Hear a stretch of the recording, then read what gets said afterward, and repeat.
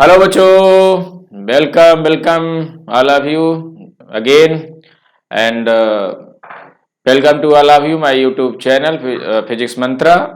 और आज हम जो है एक नए टॉपिक के साथ आपके सामने हैं। तो लास्ट क्लास के बाद जो हमारा आज टॉपिक होगा वो हमारा आज का टॉपिक रहेगा मैकेनिकल एनर्जी। मैकेनिकल एनर्जी जो कि कॉम्बिनेशन है काइनेटिक और पोटेंशियल एनर्जी का, उसका एग्जाम्पल हम लोग लिखेंगे और उस एग्जाम्पल को प्रूव करेंगे कि मैकेनिकल एनर्जी कंजर्वेशन को फॉलो करता है। या हम कह सकते हैं कि मैकेनिकल एनर्जी जो टोटल एनर्जी के रूप में ऑब्जेक्ट की पाई जाती है, total energy equal to the mechanical energy. तो then the total energy follows the laws of conservation of energy. Okay, तो कुछ इसका एग्जाम्पल हम लोग जो है प्रूफ करके दिखाएंगे। तो let's see, the topic is mechanical energy. Mechanical energy,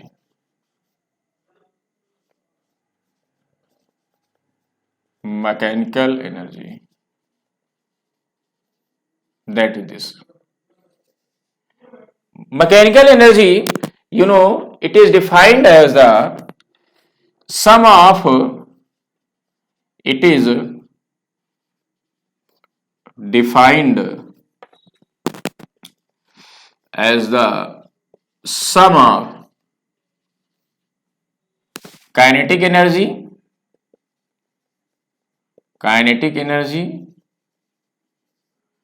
and potential energy. Potential energy. Okay, that is this. You can write that mechanical energy ME is equal to kinetic energy। हम इसको इस तरह लिखे, चलिए ठीक है, यहाँ पे हम इस तरह करें मैकेनिकल एनर्जी, ठीक है, equal to kinetic energy E K plus potential energy E P. तो हमारी सब एनर्जी है, तो एनर्जी यानी ई एफ अब सफिक्स ई के that is E P.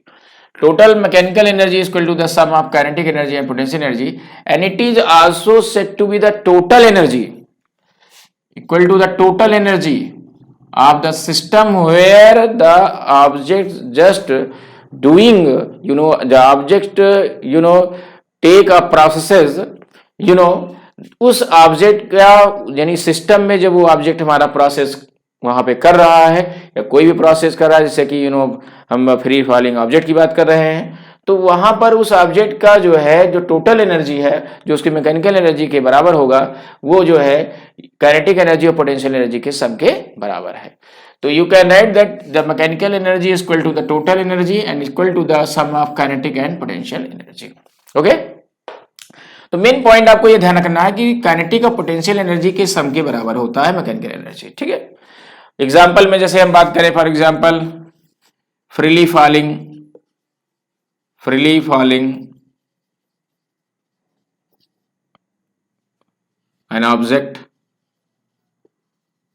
Okay, दूसरा एग्जाम्पल हम बात करें, motion of the motion of the simple pendulum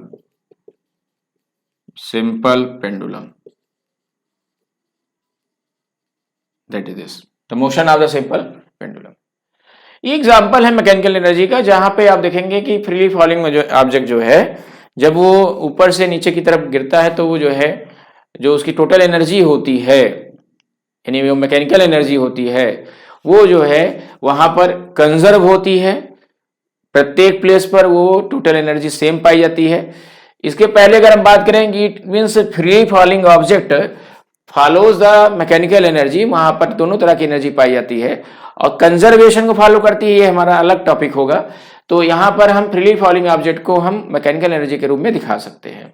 तो यहाँ पे इट मीन्स एक क्वेश्चन यहाँ एक राइज होता है कि freely falling object laws of conservation of energy को फॉलो करती है। ओके, तो यहाँ आप लिखेंगे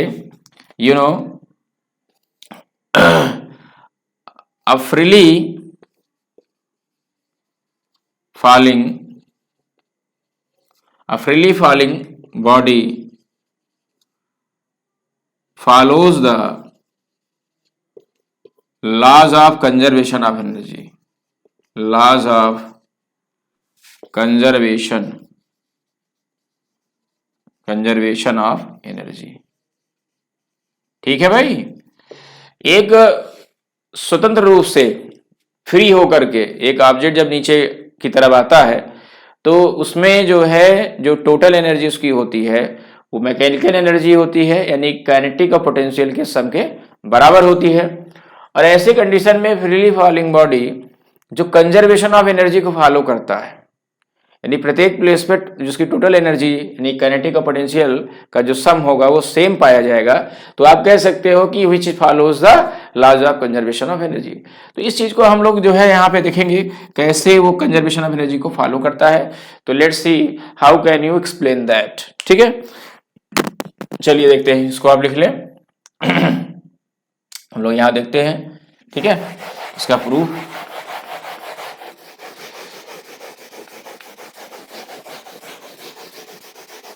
Let's see. Okay, that is an object which is falling under the gravity, which is placed at point A. Okay, एक ऑब्जेक्ट जो एक पॉइंट पर है, जब ये नीचे की तरफ आता है, सपोज दैट किसी पॉइंट बी पर, हम यहाँ पर किसी पॉइंट बी पर इसकी पोजीशन यहाँ पर जो भी रहेगी उस पोजीशन पर हम यहाँ पे टोटल एनर्जी फाइंड करेंगे। हमको दिखाना क्या है कि गिरते हुए ऑब्जेक्ट का जो टोटल एनर्जी होती है, एक सबसे ऊपर, एक बीच में, या हम दिखा देंगे near to the earth.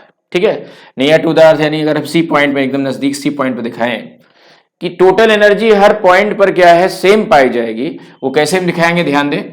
Suppose that ये ऑब्जेक्ट है जिसका मास m है और ये ऑब्जेक्ट h हाइट पर स्थित है, h हाइट पर रखा है। ठीक है, which is place at height h। ठीक है, देन एट ए हाइट हमने एनर्जी जो बताई, दैट कि एट ए हाइट पर ऑब्जेक्ट की एनर्जी पोटेंशियल एनर्जी के रूप में होती है।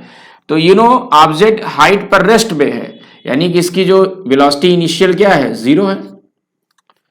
ठीक है, इनिशियल वेलोसिटी हाइट पर अगर ऑब्जेक्ट की इनिशियल वेलोसिटी क्या होगी, 0 होगी। तो ऐसे कंडीशन में u 0 है तो यहां पर काइनेटिक एनर्जी क्या होगा, तो at a point A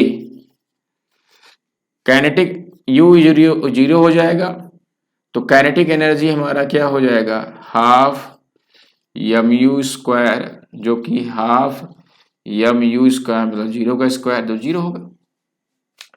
height पर, at a height potential energy क्या होगा, जो कि हमने आपको प्रूफ कराया था, mgh के बराबर होता है हाइट पर। तो टोटल एनर्जी यानी मैकेनिकल एनर्जी क्या होगा, मैकेनिकल एनर्जी क्या होगा, यानी अगर हम बात करें मैकेनिकल एनर्जी या टोटल एनर्जी की बात करें, क्या होगा, kinetic energy plus potential energy, 0 plus mgh आया क्या, mgh। एट पॉइंट ए पर जो टोटल एनर्जी आएगी वो होगी mgh के बराबर, at a point A mgh के बराबर होगी। अब हम एट ए पॉइंट बी की बात करते हैं। Eight a point B, point B पर क्या स्थित आएगी, ऑब्जेक्ट जो यहां से बी पॉइंट पर पहुंचता है। सपोज दैट यहां से यहां तक जो ट्रेवल कर रहा है, और ऐसी अवस्था में ये यहां से यहां तक आने में x डिस्टेंस अगर ये ट्रेवल करता है, ये यहां से इस पॉइंट पर आया, सेंटर पे ना कह सकते हैं, किसी पॉइंट यानी सेंटर से ऊपर है, किसी पॉइंट पर ये है। ठीक है, यानी कि इसके बीचों बीच ये नहीं है, ये ऊपर है, किसी पॉइंट पर है, और ये यहां से x डिस्टेंस ट्रेवल करके यहां पहुंचा है। तो x डिस्टेंस में यहां पे पहुंचा है, दैट एट दैट पॉइंट हमको यहां पर टोटल एनर्जी निकालनी है, यानी बी पॉइंट पर। तो दैट यहां पर देखा जाए तो डिस्टेंस x करके यहां कवर करके यहां पहुंचा है। तो एट पॉइंट बी जो इसकी यहां पर फाइनल वेलोसिटी होगी, यानी बी पॉइंट पर, क्योंकि यहां इनिशियल वेलोसिटी 0 है और ये यहां पहुंचेगा क्या, फाइनल वेलोसिटी के द्वारा, यानी नीचे ट्रेवल करेगा तो उसकी वेलोसिटी u से v में कन्वर्ट होगी, तो फाइनल वेलोसिटी के द्वारा यहां पहुंचेगा।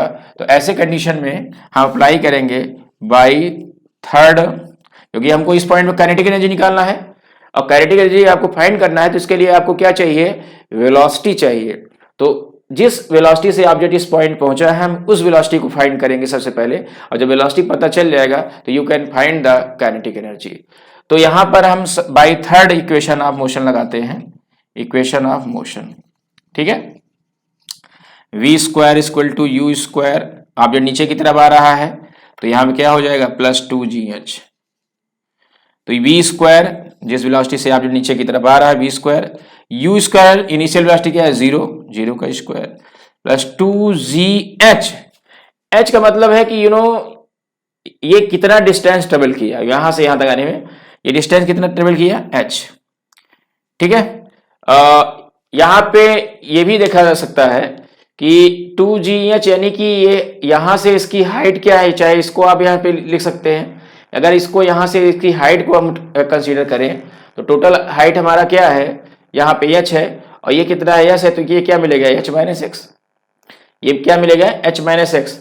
लेकिन यहां से ये 2gh ऑब्जेक्ट ये ट्रेवल करके आ रहा है, तो ऐसे कंडीशन में यहाँ पे क्या हो जाएगा v स्क्वायर इक्वल टू क्या हो जाएगा यहाँ पे 2gh। तो जब हम यहाँ पे हाफ mv स्क्वायर रखते हैं तो हाफ mv स्क्वायर रखेंगे तो यहां से हमको क्या मिलेगा, यहाँ पे हाफ mv स्क्वायर, हाफ ये कर जाएगा mgh मिल जाएगा, ठीक है। तो ऐसे कंडीशन में यहां पर जो है हमको ये देखना है कि हाइट जो यहां पे आ रही है ये ऑन द अर्थ से कितना है।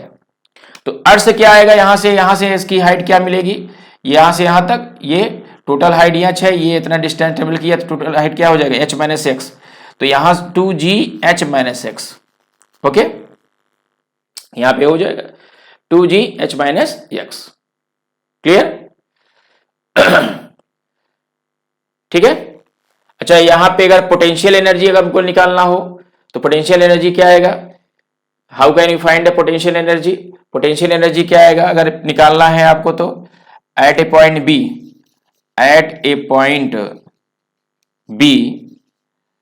हम यहां पे सॉल्व कर लेते हैं, ठीक है। इसके बाद हम लोग यहां सॉल्व करते हैं, ठीक है। ये यहां पे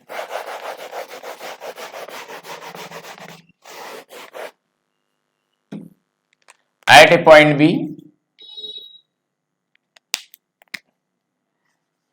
at a point B potential energy क्या होगा यहाँ पे EP इक्वल टू mgh।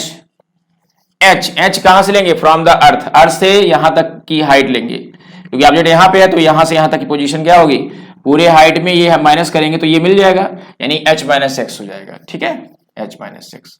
तो क्या आएगा mgh minus mgx, that is this, okay, clear.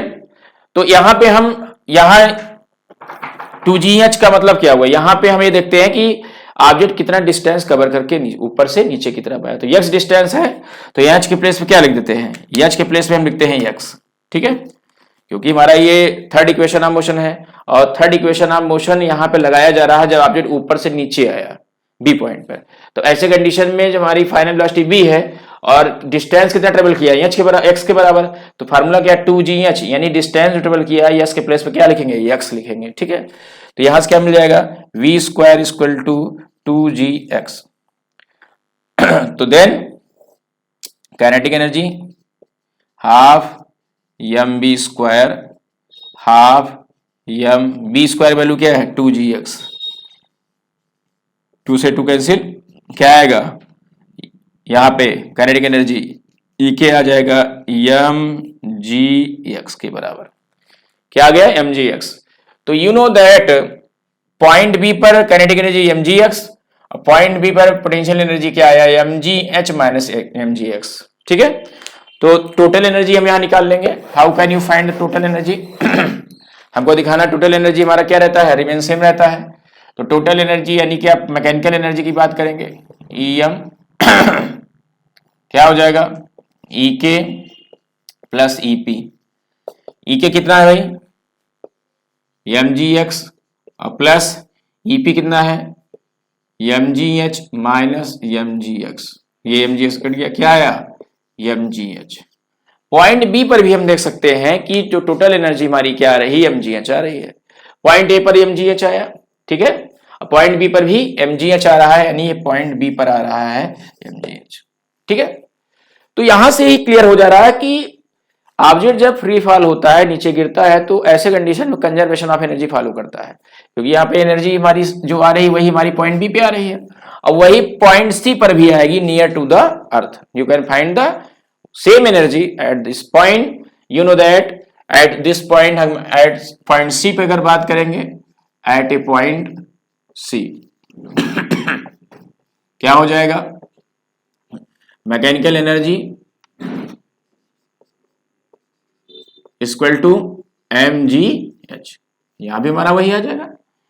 तीनों पॉइंट पे आप देखेंगे। अच्छा, ये फाइंड कैसे करेंगे, सेम चीज यहां पे सी पर निकालेंगे, इनिशियल वेलोसिटी। अब यहां से डायरेक्ट हम समझते हैं कि ऑब्जेक्ट का सी पर आया है, ए से सी पर आ रहा है, तो ऐसे कंडीशन में हाइट क्या हो जा रही है, कम हो जा रही है। पहले हाइट पर था, अब ये नीचे जाएगा तो इसकी हाइट कम हो जा रही है, और हाइट कम हो जाएगी तो इस पॉइंट पर पोटेंशियल एनर्जी का मान क्या हो जाएगा, जीरो हो जाएगा। एट पॉइंट सी पर पोटेंशियल एनर्जी क्या हो जाएगी, जीरो हो जाएगी। हाइट एच जो है, जो ऊपर था, ये कम हो जा रहा है, नीचे आ रहा है, तो ये हाइट क्या है, कम हो रही है, यानी डिक्रीज हो रही है, ऑब्जेक्ट यहां पहुंच गया। तो ऐसे कंडीशन में पोटेंशियल एनर्जी जीरो होगा, और ऑब्जेक्ट यू से वी फाइनल वेलोसिटी के साथ नीचे आ रहा है, तो हमारा यहां पर काइनेटिक एनर्जी क्या आएगा, mgh के बराबर हो जाएगा। हाफ एम बी स्क्वायर लगाएंगे, और यहां पे बी स्क्वायर इक्वल टू क्या आएगा, 2gh आ जाएगा, और 2 के यहां से आने पर कितना डिस्टेंस ट्रेवल करता है, h के बराबर, तो 2gh आएगा, तो टोटल हमारी एनर्जी आ जाएगी mgh के बराबर आ जाएगी। ठीक है, तो यहां पर हम सी पॉइंट पे भी कह सकते हैं कि हमारा जो टोटल एनर्जी होगा वो mgh के बराबर होगा। ए पॉइंट पे mgh, बी पॉइंट पे mgh, और सी पॉइंट पे भी mgh यहां पर देखने को मिला। तो you can see that, you can say that the total energy or mechanical energy of the freely falling body which will be conserved at every place on the condition of the falling। okay, गिरते समय या ऊपर से नीचे आते समय किसी भी ऑब्जेक्ट की टोटल एनर्जी प्रत्येक स्थान पर सेम पाई जाती है, जिसको हम मैकेनिकल एनर्जी भी कहते हैं। ओके, तो आई थिंक दैट ये टॉपिक बेटा समझ में आपको आया होगा। इसका एक्सप्लेनेशन सही पॉइंट्स पे हमने देखा कि सेम हमको एनर्जी प्राप्त हो रही है, तो आई थिंक दैट ये आपको समझ में अच्छी तरह आ गया होगा। तो जो भी चीजें अगर इसमें आपको क्लियर नहीं होता है, तो you have to talk about the you know that comments box में जा करके जो भी क्वेरीज है आप उससे पूछ सकते हैं। जो भी चीजें हैं चैनल के थ्रू हम उसका सोल्यूशन प्रोवाइड कराएंगे। ठीक है, तो कंटिन्यू वॉच करते रहें, चैनल को देखते रहें। Okay, I will meet you next day next time. Thank you.